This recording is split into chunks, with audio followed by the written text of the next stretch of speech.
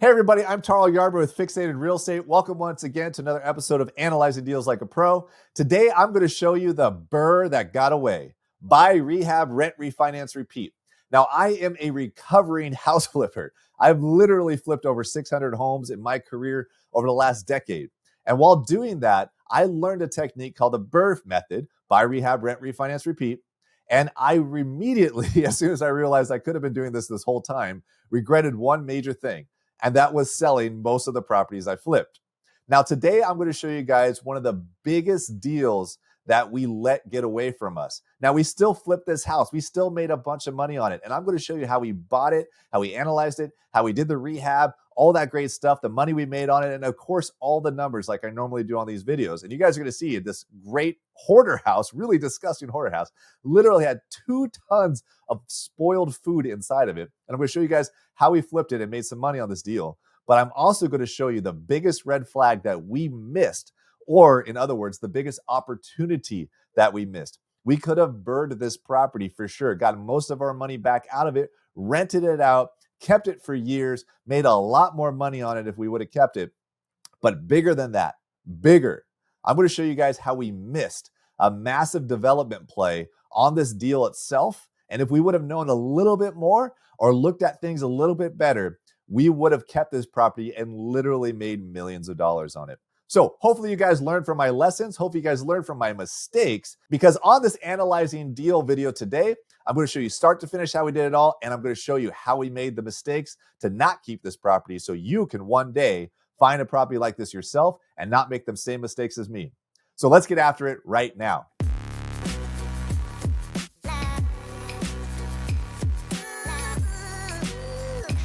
All right, guys, so let's check out this house. Check it out. Can you even see the house right now? When we drove up to this property the first time we looked at it, I actually used to drive these properties, believe it or not. Nowadays, I don't.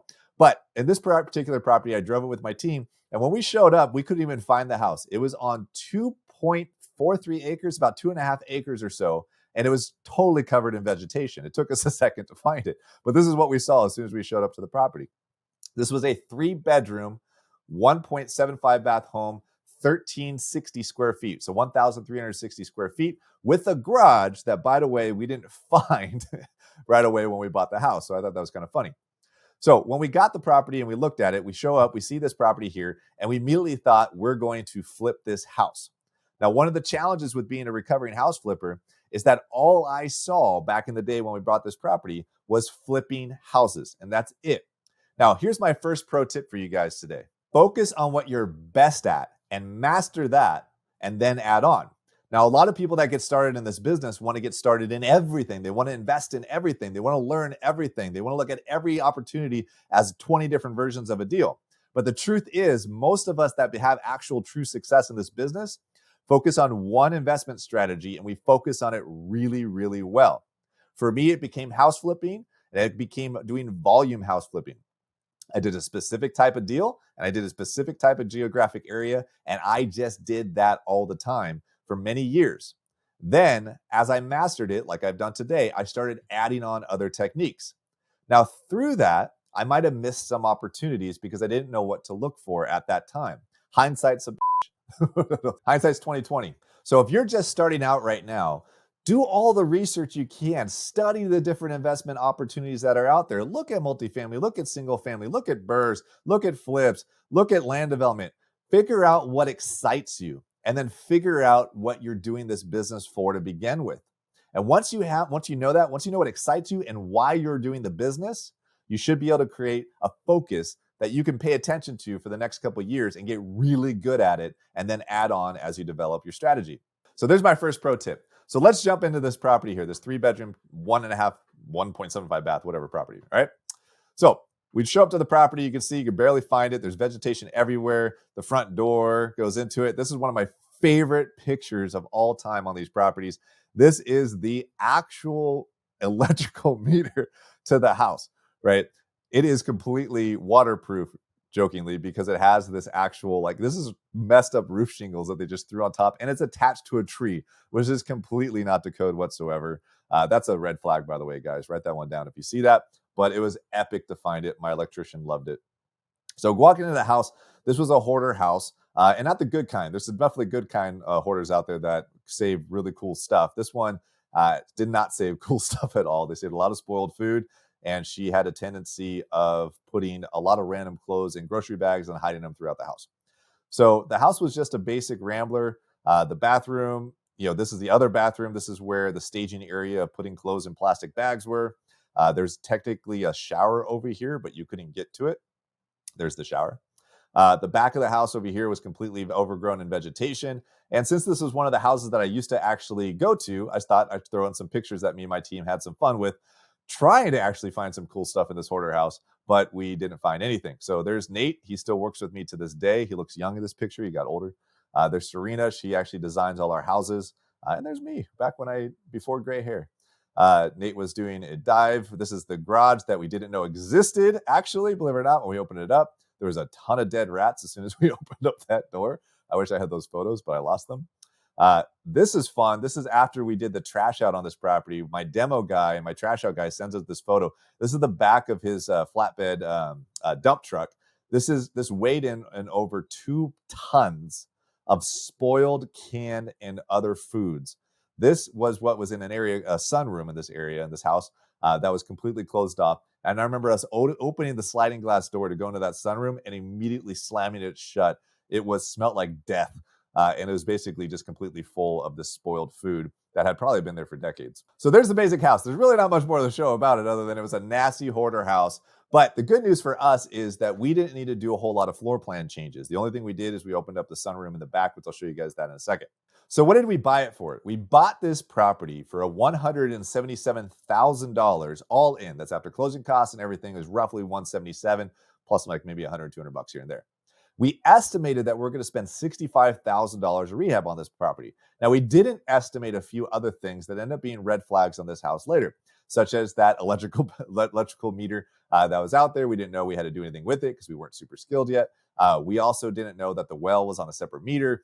There's a few other aspects on this property, too, that kind of crept up to us. It was one of those properties that we kept cutting back vegetation, and we kept finding more garbage, too. So lots and lots of garbage on this property. For many years, it was an illegal dump site as well. So those things that's what we were playing with. So we know we didn't have to do much with the remodel of the house other than really fix it up and make it look nice. And we had to deal with the actual land itself to get rid of a lot of the garbage that we kept finding over and over again on this property and clean it up nicely for somebody and go to sell it. Now, we've projected that the after repair value, ARV, on this property would be $315,000. So we bought it for $177,000. We projected a $65,000 rehab, and we thought we could sell it for $315,000. Now, for some of you guys doing your math out there, you would think that this is not a very big margin deal for house flippers these days. I like to buy deals that are a 20% cash on cash deal. Now, back in the day, and still to this day, I'll do 15% all day if it's a great deal and it's easy to work on. So on this particular house, we projected somewhere close to about an 18 to 20% cash on cash, make some money, move on, get in and out of this property in 4 to 6 months, and just be done with it. Now, if you knew me back when we were doing these houses, all I did was flip, and we just kept volume going. We were doing 30 to 50 houses a year, and we were just going, and that's all we did. And if it fit that margin and it was in an area that we wanted to work in, we did the property. Simple as that. So back to the original pro tip. What are you great at, or what do you enjoy, or why are you doing this business? For me, all I cared was flipping houses, and that was it. So I'm going to give you guys one more perspective on a pro tip. Who do you hang out with matters. Who is your mentors? Who do you listen to in this business matters.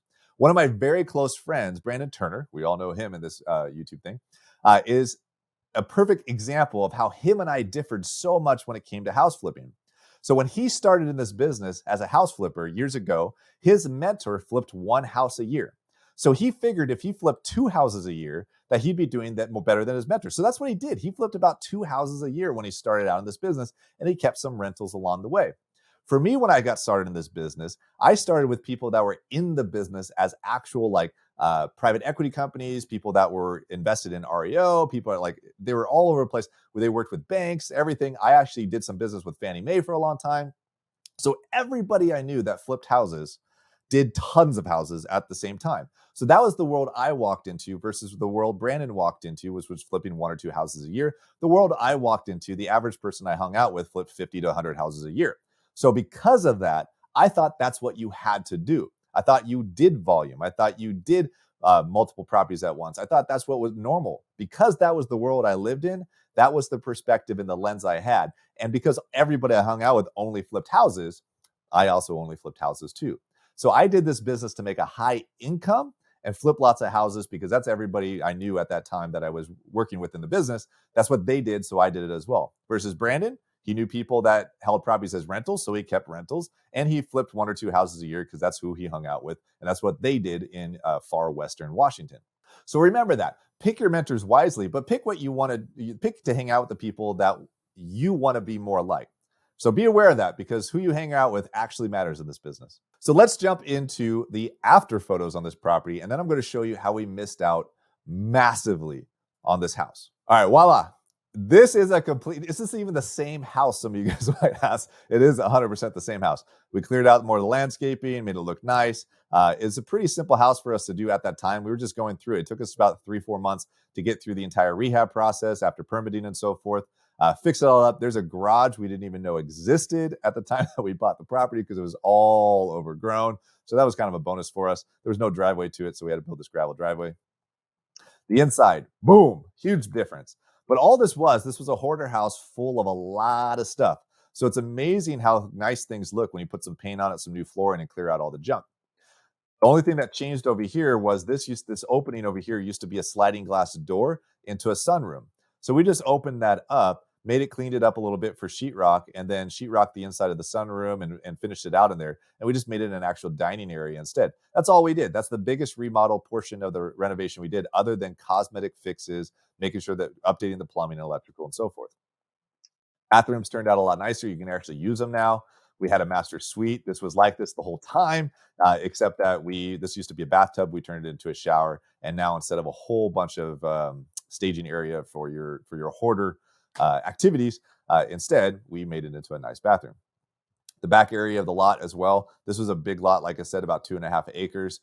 So the back of the house looks pretty nice. So now we're going to go into all the numbers and the missed opportunities. Now, this is where people kind of get lost a little bit. So pay attention here. And if you have questions on these numbers later, this is BiggerPockets. So make sure you guys comment on this video as much as possible. I do my best to go back and answer the questions. There's many viewers like yourself that also answer other people's questions as well. So make sure you guys use the comment section on here. Let's treat it like BiggerPockets truly is. And let's give some open feedback.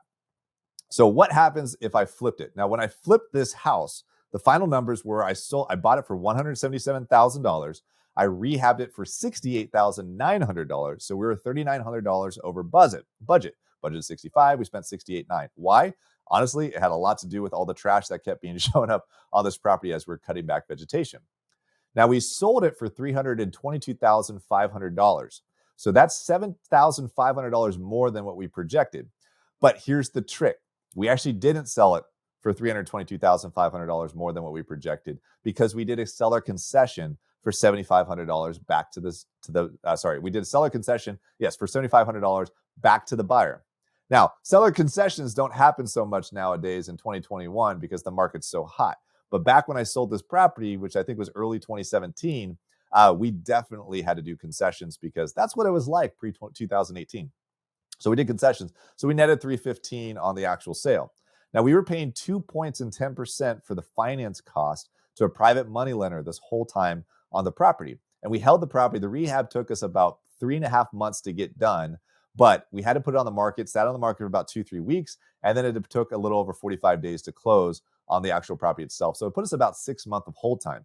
Now, with 6 months of hold time after all selling costs, real estate commissions, holding costs, blah, blah, blah, real estate, rehab, blah, blah, blah, blah, blah, blah, we netted $26,471.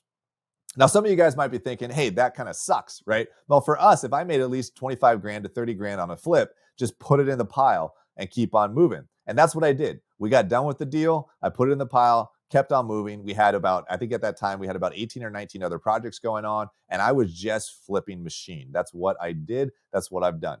However, what if we BRRRR'd this property? Now, in this particular deal, 1 week before closing, 1 week before we sold the property, we realized what we could have done to this property. We could have BRRRR'd this property by rehab, rent, refinance, repeat, and gotten most of our money back out of the deal and also still cash flowed. But the reason why we looked at doing the BRRRR method was because we realized we could have developed this land.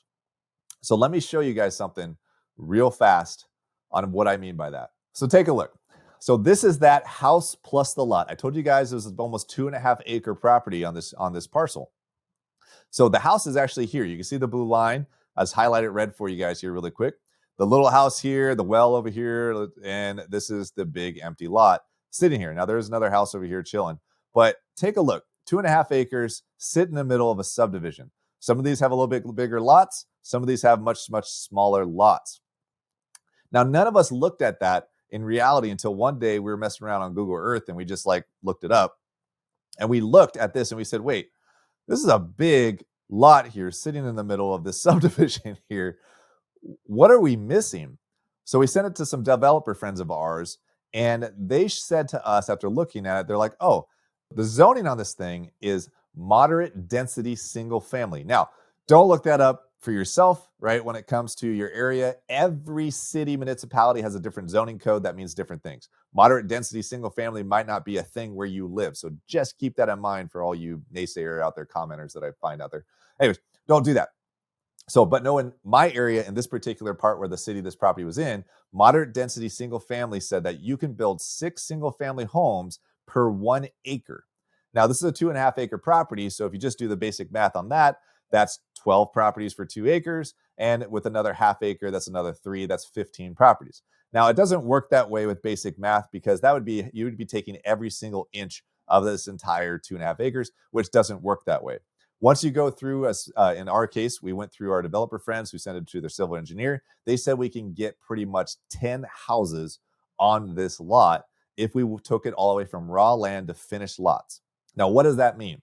That means you take dirt, this dirt here, right, and spend a bunch of time and a bunch of money, and you develop 10 finished lots that have utilities, asphalt, all that great stuff that makes it on there so that a builder could come in or yourself and put real houses on this property. You go from 1 house to 10. Now, what does that mean numbers-wise? I'm going to get into that in a second. Now, if I sat on this property, I flipped houses, and I sat on this property for X amount of months, X amount of years to possibly get it to a point to where we can build and develop it, I'm going to hope that I can cash flow on this property. So let's go over the numbers very quickly about what this property would have been if we BRRRR'd it instead. So I want you guys, when we go through this, here's another pro tip. What lens are you viewing these properties through? What lens do you see real estate through? Are you me that saw properties only as a house flipper? Are you somebody that's a landlord that buys only MLS deals? Are you a house developer? Are you a builder? Are you a multifamily investor? Are you commercial property? Every person views things very differently in this deal, in this business, and we even view what we view differently from other people, right? So it's fascinating how this business works. So that said, what lens do you view it in? And for me, I saw it as flips. But if we view this as a BRRRR instead, don't forget about the development. If we view this as a BRRRR instead, what could have happened? So with a BRRRR, every great BRRRR must be a good flip first. Now, you can have a good flip that's not a good BRRRR, but every BRRRR must be a good flip first in order for it to be a BRRRR. I'm going to stand by that forever. This was a great flip, which means it could possibly be a good BRRRR, but it also has to cash flow. So let's go over those numbers. If we would have instead refinanced this property and it appraised for $322,500, which is what technically we sold it for, then we would have gotten a cash out refi for 75% loan to value. Now, loan to value just means 75% of whatever it appraised for. So loan to value. So 25% equity, 75% loan to value. That puts us at a $242,000 loan. Now, back then, we probably could have gotten a 4.5% to 5% interest rate. Let's just call it 4.5% at this time. And we would have had a principal, interest, taxes, insurance, PITI, payment of $1,500 a month. Now, pulling comps back then for rents, because we actually did look at it before we closed because we were trying to find a way to get out of the deal back when we were closing this, but we couldn't legally. We knew we could rent it out for at least $1,800 a month. Now, today, this exact same property would probably be renting out for about $2,500 a month in that area at least, but we would have rented out for $1,800 a month back then. So doing the refi, we would have cash flowed $300 a month on this deal, but we would have had to leave some money into the deal. Now, if you remember, we bought for $177,000. We also had to pay some points for that property. We paid $4,700 in points to the lender that we borrowed from. We had $65,000 budget to pay back for the lender, and we also had $11,000 in holding costs roughly. Now, going through everything with holding costs plus the extra rehab money and everything like that, we would have had $258,000, give or take, left into this deal before we refinanced. If that was the case, then refinancing that $242,000 loan, we would have had to leave right around $18,000 into the deal and not get that money back. So if we're only getting $300 a month in cash flow before even property management expenses, then we would have only netted a 20% annualized ROI on this rental. But here's the magic of the BRRRR method. If I flipped it, yeah, I would have made almost 30 grand. But keeping it leaves that equity into that deal. So you don't just get that $300 a month cash flow before property management expenses and all the great stuff. And when we do a BRRRR, for those of you guys listening, we don't include capital expenditures and so forth for the first few years just because we already fixed up the entire house. So that said, maybe we would have got a 20% ROI annualized on that $300 a month, but we also would have that $80,000 of equity into the deal before all closing costs and selling costs that happen by keeping this property with 25% of our equity left into the deal and a 75% LTV loan. So sure, when you go to sell it, you're going to pay a bunch of fees, expenses, and so forth later on the back end. But the truth be told, you have almost $80,000 of equity into this property if it appraised for $322,500. That said, BRRRRs are awesome. So leave 18 grand in to get a possible 20%. Some people wouldn't do that. But if you knew the last step, going back to that picture, that you had the opportunity to put 10 homes on this property, but in order to do that, you had to sit on this property for, call it 2 years, sit on this property for 2 years while you went through the phase to get it to finished lots, right, to be able to later build on this property. Then if it took you 2 years to do all that stuff, going from raw dirt to finished lots, but you were still cash flowing $300 a month the whole time it was going through permitting and development and so forth, then would you have kept it knowing that? I can tell you right now, I definitely would have kept this property knowing that. So how do you view real estate investing? So what do those numbers actually mean at the end of the day if we would have developed this property instead? But first, one more thing. I looked up on Zillow on this property. So put this up there right now. Look at this number. $533,500 is what Zillow says this exact house is worth today. If I kept this house for just those years that we had it, then I would have still not only got that $300 a month cash flow, this house would be worth almost $533,000 right now as a BRRRR for me. And if I sold it without even having principal buy down for the mortgage itself, I would net $252,000 before taxes on this property at a long-term capital gains tax rate, just by keeping it. So just knowing that, I should have kept this property. So one of the biggest regrets us house flippers have is selling the houses that we actually flipped. But then again, flipping the houses gives us the capital today that we have, as long as we're reinvesting it and so forth. So what does it mean if we would have developed it though? If this was about 2.5 acre property and we could have gotten 10 houses out of it, right now, brand new builds in that area are going for $600,000 a piece. So if we would have done that today and been done with it today, that's almost $6 million in value to be able to get to the point to where you have 10 single families on there. Now, does that mean that you don't spend a lot of money? Yes, you spend a lot of money developing raw land into actual into actual buildable lots. Finished lots is what they're called. And then you have to spend a lot more to actually build the houses. So I just got done with a 20 lot development, which maybe one day I'll do a video for you guys on if there's enough demand for it. But we did 20 lot development that we bought the dirt for $490,000. And then it took us about $1 million to get it to 20 finished lots. So there's about $1.5 million into that. So just to get to that point on a $490,000 raw dirt property. Now this was a $177,000 purchase for the raw dirt, but would it have taken us over $1 million to get to finish? Probably not, because it's only 10 lots. So let's just call it cost $1 million to get it to finished lots.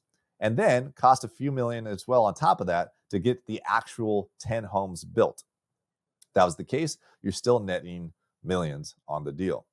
Now, all those factors and all those numbers will take me a much, much longer video for you guys to be able to break down how you take raw land into finished lots as well as the scenarios that go into actually getting into buildable lots and putting a builder onto them and actually building the actual 10 homes themselves and all the stuff that goes into it.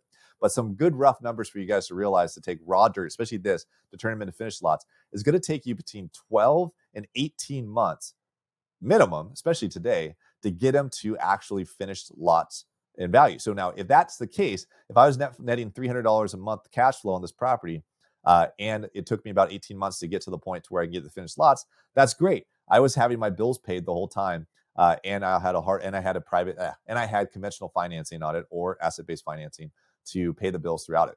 Now, if it also took me some time afterwards to go build the houses, of course, that's another whole layer of how to structure finances and how to get it to where you can build the homes, sitting on them and so forth when it comes to other lenders and banks that could finance you for construction costs. But if I would have kept this, how many millions would it be worth today? How many millions could I have actually kept if I actually built this myself? Or maybe I definitely would have made a hell of a lot more than the $26,000 we netted on the deal. And I believe this property is one of my biggest regrets of missed opportunities that I have in my career. I have many, many more that I'm sure I'll do videos for you guys on. I'm sure there's a lot of questions that you guys have, so make sure you guys comment, like, and subscribe to this video. I hope it helped you guys out. Check out the red flags, check out those missed opportunities, look for multiple exit strategies on your properties. But trust me when I say this, I did not have my greatest success in this business until I focused on one strategy and one strategy only and put all my effort into that strategy for a period of time. Today, do we do development? Yes. Do we do commercial buildings? Yes. Do I do lots of BRRRRs? Yes. Do I invest in other people's deals with private money? Yes. I do all these other investment strategies today.